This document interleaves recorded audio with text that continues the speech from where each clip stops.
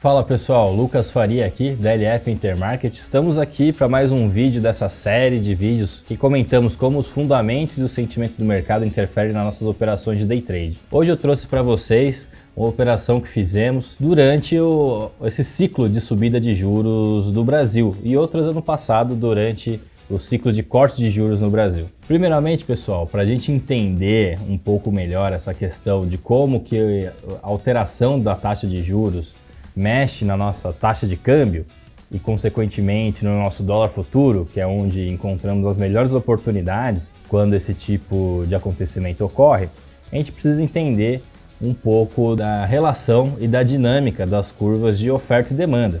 A dinâmica das curvas de oferta e demanda, elas servem para qualquer coisa.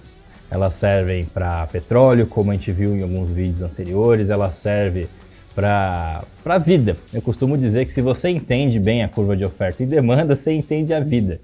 Porque tudo que a gente faz é baseado em demanda nossa, né? E a disponibilidade daquilo que a gente quer. Seja para comprar um carro, seja para um relacionamento, seja para qualquer coisa. Se a gente entender a curva de oferta e demanda, a gente consegue compreender muito bem os mercados financeiros, consequentemente. Quando algum banco central ele vê a necessidade de subir juros ou de diminuir juros, ele pode estar preocupado com algumas situações. O Banco Central brasileiro ele tem um mandato de controlar a inflação. Então, a maior parte das vezes, quando a taxa de juros ela é mexida, a preocupação é essa, no caso de subir juros, que é o que está acontecendo agora, ou estimular a atividade econômica, ou seja, provocar a inflação, que era o caso de cortar juros. Então, se a gente considerar aqui as curvas de oferta e demanda, que está aqui nessa figura, quando o nosso Banco Central ele quer ser estimulativo, quando ele quer ser expansionista, ele toma algumas atitudes que a gente chama de atitudes dovish. Por exemplo, corte de juros. E aí não é só ir lá e dar uma canetada na taxa de juros, o Banco Central brasileiro tem que atuar nos mercados interbancários para garantir que a taxa efetiva de juros seja igual ou muito próxima à meta da taxa de juros.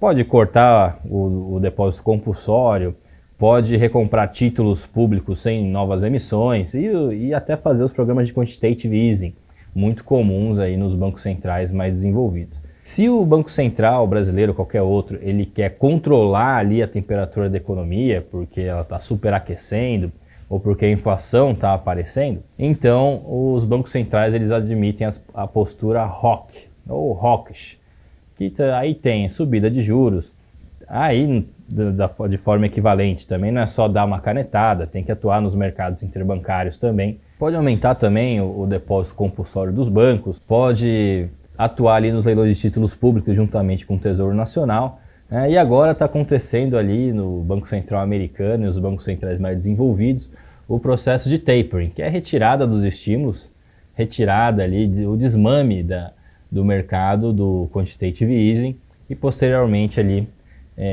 a subida de juros. Então vamos ver como que o mercado brasileiro reagiu na última subida de juros. Eu estou gravando esse vídeo aqui no comecinho de setembro, final de agosto de 2021. Existia a expectativa dos players do mercado sobre o Banco Central brasileiro subir os juros. Então, a gente foi vendendo dólar futuro aqui à medida que ele se aproximava de algumas referências técnicas. Isso na segunda, na terça, na quarta. De uma forma muito simples, subiu, vende, caiu, compra. Subiu, vende, caiu, compra. Porque a gente tem esse fundamento aí batendo na porta, que é o quê? O aumento da taxa de juros, que faz a curva de oferta da moeda se deslocar para a esquerda, como a gente pode ver nesse gráfico aqui. A gente tem menos quantidade de moeda, que é o eixo X, ali é quantidade, né? E a moeda agora ela vale um preço mais caro, que é o eixo Y. Então a gente subiu ali de I0, né, de uma taxa de juros mais baixa, para I1, uma taxa de juros mais alta. E isso inibe a demanda dos players da sociedade por moeda. Então, aumentando os juros, o Banco Central brasileiro, ou qualquer outro banco central, desloca a curva de oferta para a esquerda, valorizando a moeda local. Então, foi isso que a gente fez. O dólar subia, a gente vendia, caía, a gente comprava. Subia, a gente vendia, caía, a gente comprava. E esse foi o resultado aí que a gente que a gente alcançou, né? Daqui é a minha conta mesmo, a minha conta pessoal, é nesse trade de alteração ali de um fundamento que causou o sentimento no mercado, né? Que não adianta nada a gente ter o fundamento enquanto está rolando briga política, enquanto está rolando problema fiscal. Inclusive, essa foi uma operação de venda de dólar que ele subiu bastante e caiu bastante, mas ele dava muitas pernas para cima, porque a gente estava vivendo um período ali de Bolsonaro se estressando com o STF, possível aumento do Bolsa Família. Mas, como diziam os antigos de mercado, o mercado sempre volta para o fundamento, e foi isso que aconteceu. E está aí o resultado dessa operação. Ah, mas e o índice? O índice é afetado por isso também? O índice também é afetado por isso. Mas o fundamento ele é mais claro e mais direcional na moeda e, consequentemente, no câmbio. Então pensa assim, se vai subir juros, vai valorizar a moeda local. A gente tem o USD/BRL aqui no nosso dólar futuro. Se tem um motivo para a segunda moeda do par se valorizar, o par cai. Se tem um motivo para a segunda moeda do par se desvalorizar, o par sobe. Então tínhamos um motivo ali, por fundamentos, para a segunda moeda do par se valorizar. Então o par caiu. No índice, como temos diversos setores que compõem, pode acabar sendo bom para um setor, não tão bom para outro setor, né? Até porque isso também tem impactos na curva de juros. No índice eu também fiz uma operação, né? Dá para ver aqui nessa caixinha com o resultado, né? Eu tinha vendido já índice no dia anterior, aí quando abriu eu vendi mais e ele despencou no dia, fechando ali na região da mínima. Se a gente olhar ano passado, como que estava acontecendo? Corona crise, os bancos centrais globais cortando juros. Então, o caminho inverso foi feito. Aqui, ó, à esquerda dessa figura, a gente tem aqui a nossa curva de juros, aqui na tabela de cotações, e o desenho dela, ela estava embicando. Que quando tem corte de juros, a ponta curta os juros cai e nas pontas longas os juros geralmente sobe, fazendo um movimento de steepening na curva de juros. E também desvalorizando a nossa moeda local.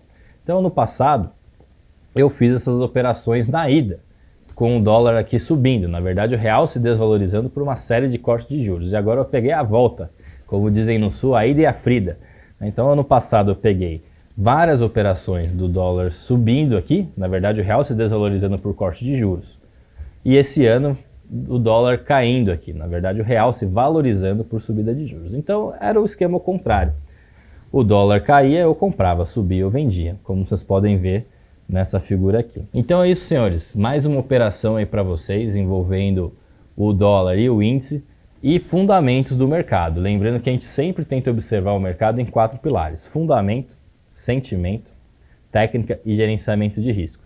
Vocês viram que eu pouco falei de técnica ainda, né?